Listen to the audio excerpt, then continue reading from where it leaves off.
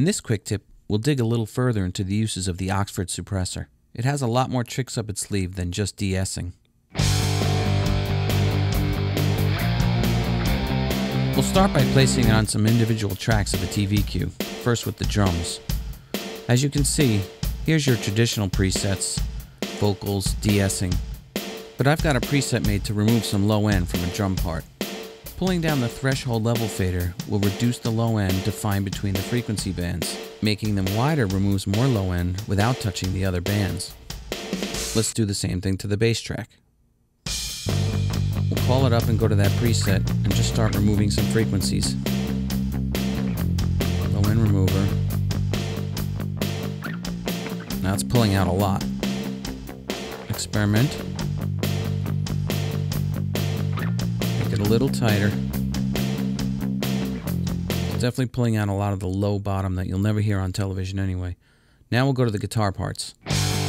These are 4 channels bussed into one stereo group, so I'll assign the suppressor to the stereo group. Pull it up. You can hear it can make some creative effects too if you want. This will define the frequency bands once again. So it can be used like an EQ and a frequency-conscious compressor.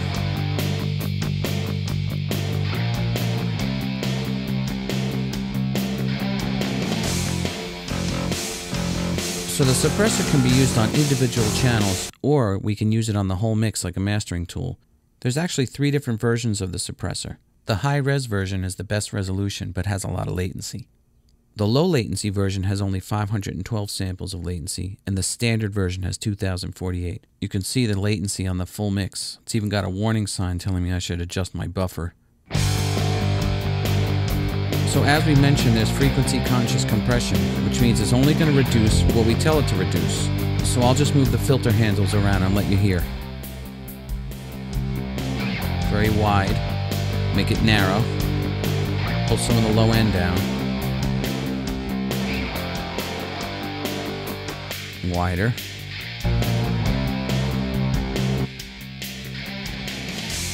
By selecting the inside button, we listen to only what's inside the frequency bands. Let you really define your frequencies. I'll drag it down even more. Let's put it back in and readjust. I just want to pull some of the bottom down, just like I did on the individual tracks, but now with the stereo master. It has the ability to leave everything else untouched. Let's experiment with some of the high-end frequencies.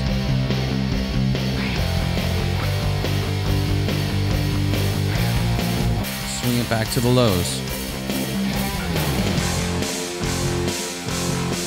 And we'll just tighten up a little bit of the bottom. Exaggerate it. There we go, that sounds good. So the Oxford SuprEsser can be used on individual tracks or as a stereo mastering tool.